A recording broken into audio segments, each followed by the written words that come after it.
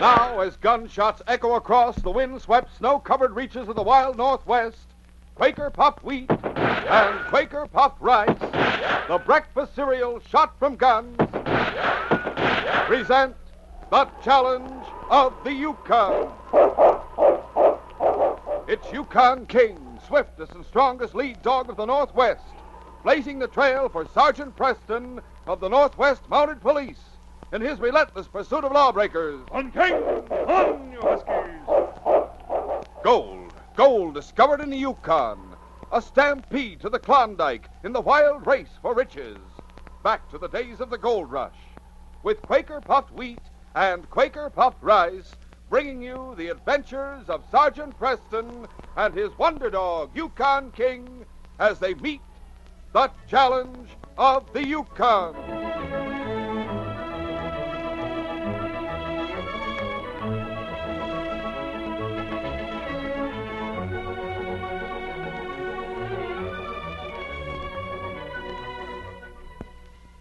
You fellas and girls know a good food when you taste one. And here's what's so good about Quaker puffed wheat and Quaker puffed rice. They're made from only the premium grains of wheat or rice. And these choice select grains are shot from guns, actually exploded up to 8 times normal size to make them bigger and better tasting. Yes, they're crisp, tender, delicious. Just see how good they taste tomorrow morning. Treat yourself to Quaker puffed rice or Quaker puffed wheat.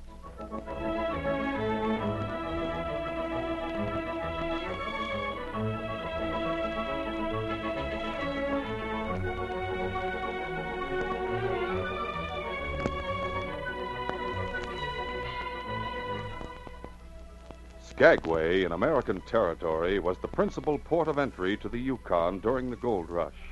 And it was as wild and lawless a town as was ever found in the Old West.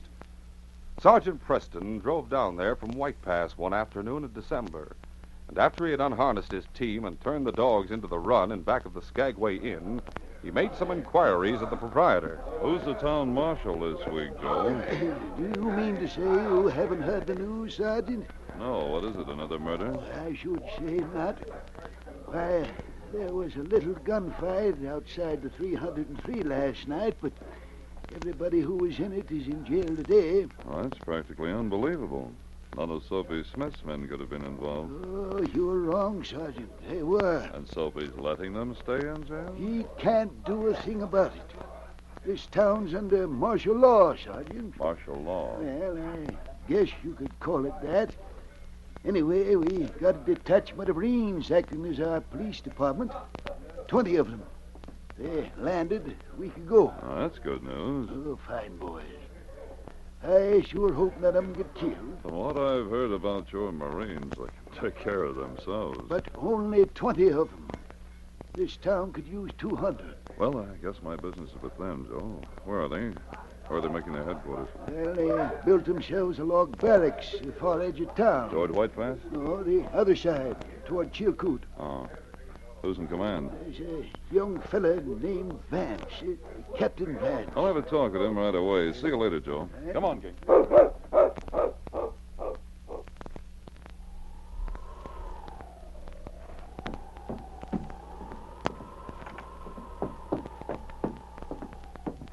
Captain Vance? That's right. Say, isn't that a Northwest Mounted uniform you're wearing under your parka? Yes, Captain. Sergeant Preston. Glad to meet you, Sergeant. You been up here long? About a year now. Since the very beginning of the rush, huh? Yes. Well, they tell me you managed to keep pretty good order in the territory. Most of the time we do. I'd like to know how you manage it. This is the meanest collection of human beings I've ever run into. Why, if I were to do my job right here, I'd have to jail half the population. What happens when they cross the border? How do you scare them into behaving themselves? Well, we don't have as big a problem as you do, Captain. You see, we don't let the known troublemakers cross the border. We send them right back to you. Thanks. You're welcome. But, as a matter of fact, I'd like to relieve you of one of them, if he's in town, that is. Why, who's that? His name's Scar Bradford. I haven't heard of him yet. About a week ago, he shot and robbed a miner named Gordon outside of Whitehorse. He took his dogs and sled, and on the sled, there was a fortune in gold. A Fortune, huh? Yes. Gordon was on his way out of the territory with it. He didn't die. Traveler found him and brought him into Whitehorse. But it was 3 days before he was able to talk enough to give me the details of the holdup. There's no doubt Scarab Bradford's the man we're after. And he's here in Skagway. I think it's probable, Captain. Remember the blizzard day before yesterday? I sure do. I think he managed to slip through Chilkoot Pass during it. Oh, huh? What's he look like? 6 feet tall, 200 pounds, black hair, black beard, scar over his right eye. And you want us to arrest him? Yes. Should be in your authority to grant extradition so I can take him back to Whitehorse for trial. It is. You can have him if you want him. If we can find him for you. Well, he'll be trying to get back to the States. I'd suggest checking with any steamers that are ready to leave. The Portland and the Golden Lady are in port, but they're not sailing for another week. Then there's a schooner anchored out in the harbor, but I think it's stuck here. Stuck? Most of the crew deserted. The captain was in here yesterday. Wanted his men found and returned to the ship. You can't do that, can you? Certainly not. But this Bradford's different. Do you know him when you see him, Sergeant? Yes, I do. Well, why don't you try to find him yourself? You know Skagway better than I or my men. You find him and we'll arrest him. All right, Captain. We'll be ready to lend you a hand whenever you say so. I hope that'll be tonight. So do I. Good luck. Thanks, Captain. Come on, King. The sergeant returned to the inn, and after supper, he went to his room and changed from his uniform into a check shirt and corduroy trousers. King watched him curiously. What's the matter, boy? Don't you like this outfit? Well, I'll tell you why I'm wearing it, King. You see, I have no authority here, and I can't make people answer my questions. What if they think I'm just another prospector? They'll feel more like talking, especially around the 303 and the waterfront cafes. Oh, you don't like them, do you, fella? All that smoke and noise. Well, there's no reason why you have to come along with me. I'll put you out on the run with the rest of the team, and you can go to sleep early tonight, King. Maybe we'll be starting back for Whitehorse the first thing in the morning. After the sergeant had turned King into the run, he started on a round of the uproarious Skagway cafes. Scar Bradford was not at the 303, and no one there had seen him. Then the sergeant went down to the waterfront. He talked with the captains of the Portland and the Golden Lady, but Scar hadn't tried to book passage with them. He was heading for one of the waterfront cafes when he saw 2 burly seamen tying up a dinghy. Hello. Hello yourself. You from the schooner? What about it? Oh, just wondering. Your captain managed to sign on a new crew yet? Hey, you know a lot about our business, don't you? Maybe you'd like a job. No, thanks. I have one. Oh, come on. Think about it a little. Have a drink with me and Butch. No, thanks. What do you want to stay around this icebox for? We're heading for the South Seas. Oh, that sounds interesting. You carrying any passengers? On the Northern Star? No. You carried them from San Francisco, didn't you? The skipper had enough of it. The sergeant was watching the second sailor. His right hand was thrust deep in the pocket of his pea jacket, and from the expression on the 2 men's faces, he knew he was in for trouble. He took a step backward. Get him, boy. Butch's hand came out of his pocket. He had a belaying pin in it, but the sergeant ducked aside as the sailor tried to bring it down on his head. He lashed out with a right and caught the man on the jaw. Butch was staggered, but the other sailor had moved around in back of the sergeant and grabbed his arms. The sergeant wrenched himself free and landed another right. 2 men closed in on him. He kept them at arm's length with his fists, left and right, and then right and left again. He edged back farther from the dock's edge. Then, as he drove home another blow, his foot slipped on a patch of ice. For a second, he was off balance, and in that second, the belaying pin crashed down. Oh. Hey, good work, Butch. I'll take his head, you take his feet. Out of the schooner, huh? Sure. Then we come back for some more.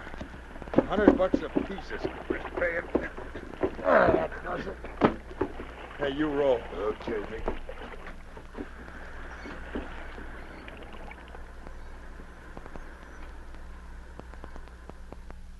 It was half an hour later that the sergeant regained consciousness. His head ached. He started to raise his hand to it and then realized his hands were tied behind his back. His ankles were tied together as well. From the motion, he could tell that he was on board a ship. He looked around. There was a man lying on the rough planks a few feet away from him. He, too, was bound. Well, you feeling better? I guess so. What'd they do, crack you over the head? Yes. I made the mistake of taking a drink with Nick and Butch earlier tonight. They Put some knockout drops in it. Where are we? Brig in the Northern Star. A smelly hole. My name's Yank. What's yours? Preston. Looks as if we're shipping together. That the idea? Sure. They'll keep us tied up here until they clear the harbor. And we'll have to work or starve. I will say that Limey's grub is pretty fair. You know this ship? Yeah. Came down from Frisco with it. And then you deserted. No, I was only signed on as an extra hand from Frisco to Skagway. Got paid off and went ashore. But next day, all the regular crew did the same thing. Went ashore and didn't come back. All but Nick and Butch and Limey. Nick's the mate. Ornery. Redhead?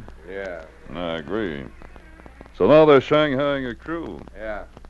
Any idea where they're heading? Well, Nick tried to talk me into signing on before he fixed up my drink. Said they were sailing for Tahiti. Oh? Whether there's any truth in it or not, I don't know. That's a long trip. Probably never make it. I asked him what the idea was. He said some bonanza millionaire had chartered the hulk, taking a pleasure trip on the Northern Star. Is a man crazy? Do you lose your mind when you make $1 million? Of course, it may have been nothing but Nick's talk. I wonder. Oh, somebody coming in. Another recruit, perhaps. Nick and Butch have made a fast trip if it is. Say, where's my parka? Nick took it. He liked it. Oh. No, it isn't Nick. It's a skipper. Well, Yank, you want to go to work? No, I want to be put ashore. Not a chance, and you know it. Might as well sign on. Not me. When are we sailing, Skipper? When you address me, mister, you call me sir. Is that understood? Aye, sir. Yeah. Have you ever sailed before? No, but it sounds like a good idea. If signing on means I have the freedom of the ship, why not? It's better than lying here. Now you're talking sense. Just a minute, Nate. Huh?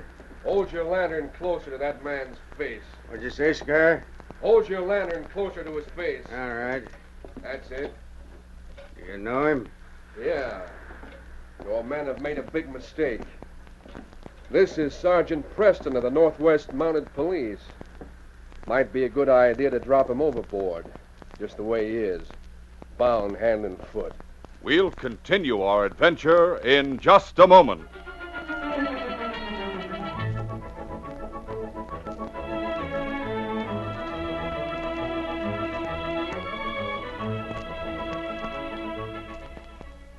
Boy, oh boy, only 3 more days until Christmas.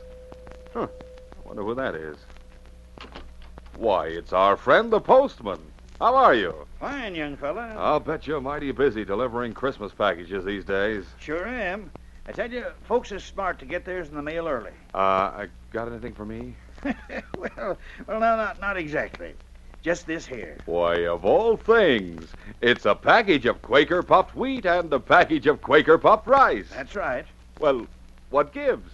I tell you, I used to eat a big bowl full of Quaker puffed wheat or Quaker puffed rice every morning. Uh-huh. Yep. And I used to pour on the old milk or cream and top it off with fruit. Yes? You know, a postman like me works pretty hard. On your feet all day. You need a good breakfast. Well, that's right. Everyone does. And Quaker puffed wheat or Quaker puffed rice furnish extra food values of restored natural grain amounts of vitamin B1, niacin, and iron. Oh, man, it tastes well, too. But look, a moment ago, you said you used to eat either Quaker puffed wheat or Quaker puffed rice every morning. Well, sir, now I got a better idea. Oh? I take a big bowl, pour some Quaker puffed rice into it until it's half full. Then fill it up the rest of the way with Quaker puffed wheat. I get it. Sort of half and half, huh? Sure. That way I enjoy both kinds together, right at the same time, every morning. Well, that's a fine idea. Fellas and girls, just try it tomorrow morning. And don't forget, Quaker puffed wheat and Quaker puffed rice are shot from guns to make 'em crisp and tender. Yes, these king-size premium grains are actually exploded up to 8 times normal size to make 'em bigger and better tasting. Ask Mom right now to order big red and blue packages of delicious Quaker puffed wheat and Quaker puffed rice, shot from guns.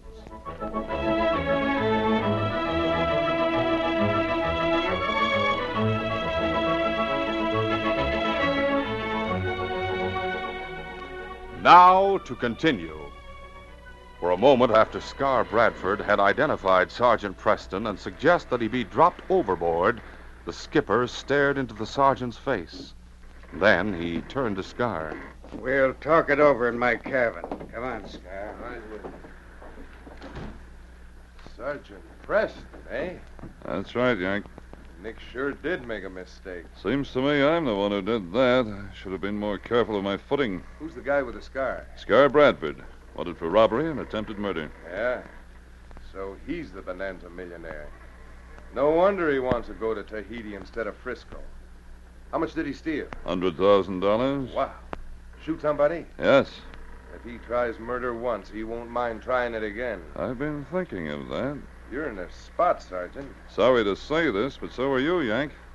To get away with murder, they'll have to get rid of you, too. I don't think the skipper could expect much cooperation from you. He sure couldn't. What do you suppose they're doing? Talking it over. You're a big man, Sergeant. The two of them would have a tough time carrying you up the companionway to the deck. They might wait till Nick and Butch got back. I was hoping that. What are you doing? When the skipper held the lantern close, I noticed a spike sticking out of the bulkhead over here to my left. I might be able to saw through these ropes on my wrists. You find it? Yes. I'll try it anyway. It'll take time.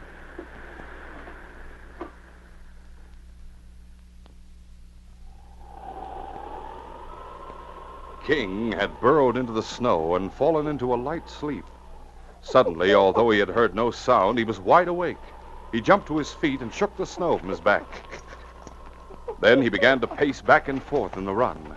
He stopped at the far end of the run, gauging the height of the fence. He ran and jumped. A moment of scrambling at the top, and he was over. He dropped to the ground and ran toward the center of town. For the next 15 minutes, he ran up and down the main street, looking for his master. It was down near the waterfront that he saw his first familiar face. The man in uniform the sergeant had talked to that afternoon. Corporal, it's over this way. Right. Captain Vance and a Marine corporal were running toward one of the waterfront cafes, where loud voices announced that a fight was in progress.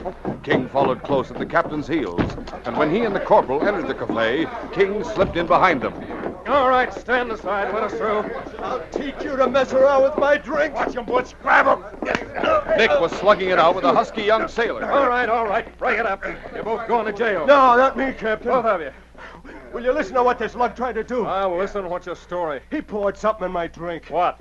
Water? No! That's right, Captain. There was nothing but water. I figured he'd had a little too much. Oh, here's the drink right here. You drink it if it was only water you poured in. That's fair enough. Go ahead. Well, See there? He won't do it. He was trying to drug me. What? Let me tell you about it, Captain. All right. These two, Nick and Butch, they're from the schooner Northern Star. They lost their crew, and they're trying to raise another one. They tried to talk me into signing on, a trip to Tahiti with a $100 bonus. I wouldn't have any part of their floating graveyard, so out come the knockout drops.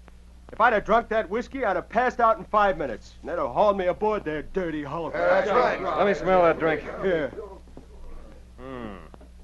What about it, Nick? Captain, this man belongs to our crew. That's a lie. I just worked for my passage from Frisco here. What's your name? Tim Morgan. I'm going to have a talk with your skipper, Nick. There'll be no Shanghaiing in Skagway. Hey, this dog's got a hold of my parka. Make him let go, Butch. King had been sniffing at the parka Nick was wearing. There was no doubt in the dog's mind that it belonged to his master. But where was the sergeant? Get away, you... King was confused. The only thing he could think of was to try and get back his master's property. He set his teeth firmly in the bottom of the parka and tried to pull it off Nick's shoulders. Pry his jaws loose. Wait a minute. I know this dog. He belongs to Sergeant Preston of the Northwest Mounted. And I remember that parka. The sergeant was wearing it this afternoon. Ah, you're wrong, Captain. I bought this from a prospector who was going back to the States just this afternoon. Isn't that right, Butch? Yeah, that's Look at that dog. He knows who the parka belongs to. How did you get it? I told you. I want the truth. I got it from a prospector. I don't know where he got it this afternoon. What time? Oh, about 4 The o'clock. sergeant was wearing it at 5. Wait a minute. Could he have gone out to your ship and... Nick, what's your big hurry in rounding up a crew? There's no special hurry. Sailing for Tahiti, you said, Tim? That's what Nick said. With one passenger on board, huh, Nick? No. We'll see. Handcuff Nick and Butch, Corporal. Hey, what is Let go of the Parker, boy. We're going to find the sergeant. All right, the rest of you get back to what you were doing.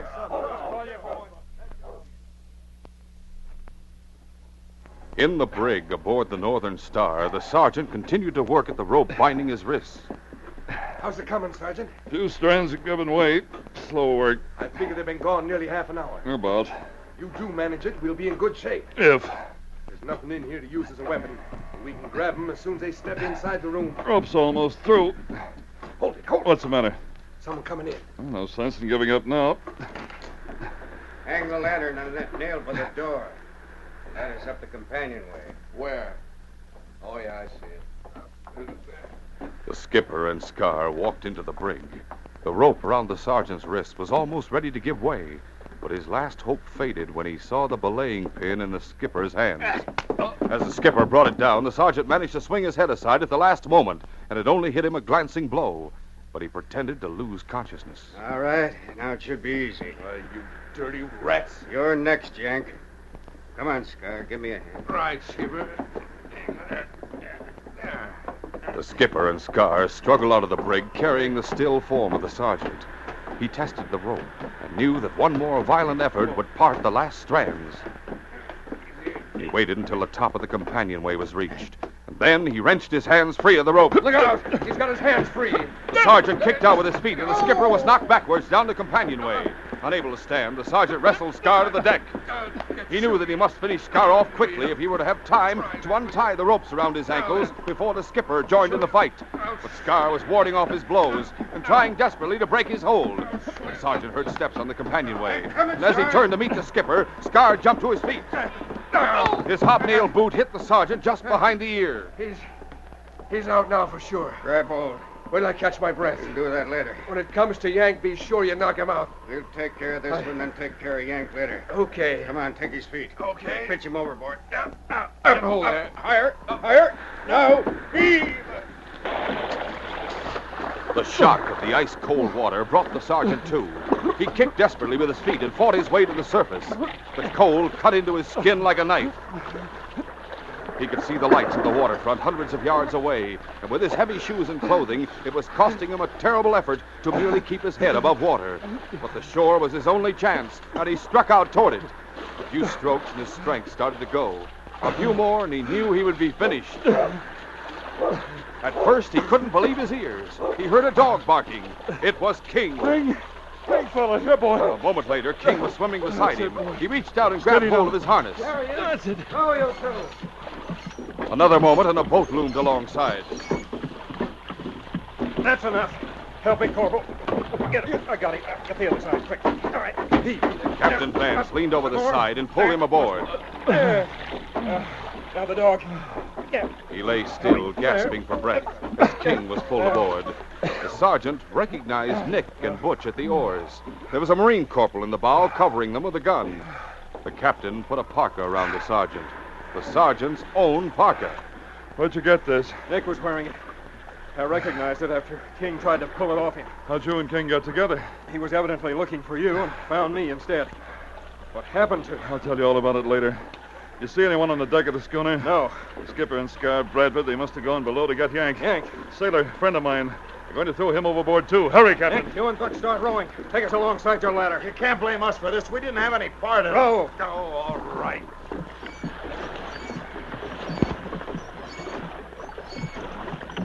As Nick rowed, the captain cut the ropes on the sergeant's feet.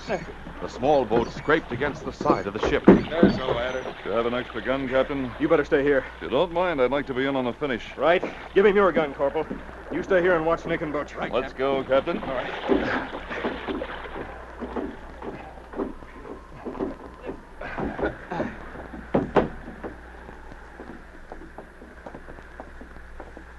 There's the companionway that leads to the brig. Someone's coming up. Yes, they've got Yank. All right, now come on. Get a hold there. That's far enough, Skipper. He's Scar. Put the sailor down on the deck. Skipper. Skipper, you and Scar, stick up your hands. You're under arrest. I haven't figured out all the charges against you, but between Canada and the United States, you'll probably spend the rest of your lives in jail. Can I borrow your knife, Captain, to cut these ropes on Yank? Oh, sure. Here. Thanks. Get moving, you two. Over the side. Step easy into that boat. We're carrying a full cargo of crooks. I'm glad to see you again, Sergeant. Glad to see you, Yank. Oh, what's so funny? I was just thinking. Saved by the United States Marines and the Northwest Mounted Police. Oh. You know, I can't help feeling like a pretty important guy. Hey, what's that I hear? A dog? Yes, it's my dog, King.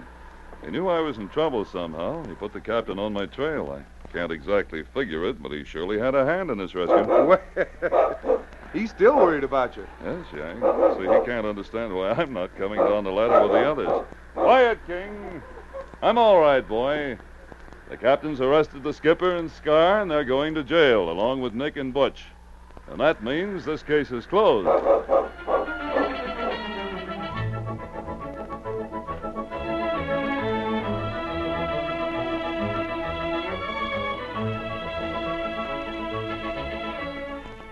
In just a moment, Sergeant Preston will give you a preview of Friday's adventure. Going, gone. That's the way Quaker Puffed Wheat or Quaker Puffed Rice disappears at breakfast time. These ready-to-serve cereals hit the spot from first to last delicious spoonful. Yes, wheat or rice shot from guns is exploded up to 8 times normal size to make it crisp and tender. And they hit the mark for nourishment, too. Delicious Quaker Puffed Wheat and Rice give you added food values of restored natural grain amounts of vitamin B1, niacin, and iron.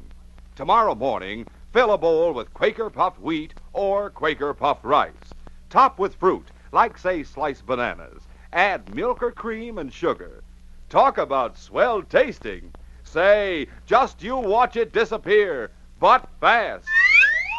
Remember, delicious, nourishing Quaker Puffed Wheat and Quaker Puffed Rice come in the big red and blue packages.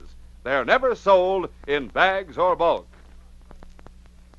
Listen Friday when Sergeant Preston and Yukon King meet the challenge of the Yukon in the case of the Sergeant's Present. When King and I hit the trail for Pierre Reynaud's cabin in the middle of a blizzard, we knew the ridge would be dangerous. But we wanted to pick up a present for little Beth Milford and make sure she had a Merry Christmas. We didn't leave the little girl at the roadhouse alone, of course. Her mother and father were with her. But we'd never have left at all if we'd known the menace that would strike while we were gone. Be sure to hear this exciting adventure Friday. These radio dramas, a feature of the Challenge of the Yukon Incorporated, are created and produced by George W. Trendle, directed by Fred Flowerday, and edited by Fran Stryker. The part of Sergeant Preston is played by Paul Sutton. They are brought to you every Monday, Wednesday, and Friday at this same time by Quaker Puffed Wheat and Quaker Puffed Rice, the breakfast cereal shot from guns.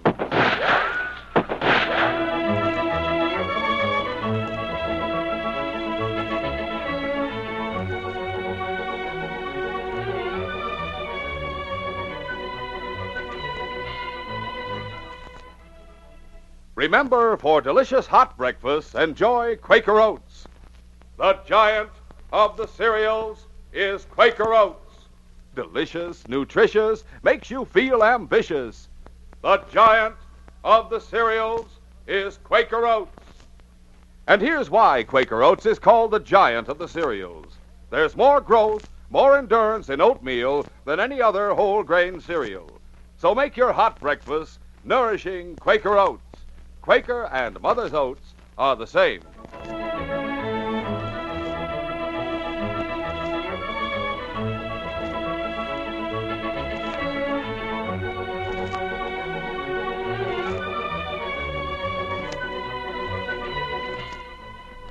This is J. Michael wishing you goodbye, good luck, and good health from Quaker Puffed Wheat and Quaker Puffed Rice. So long. This is ABC, the American Broadcasting Company.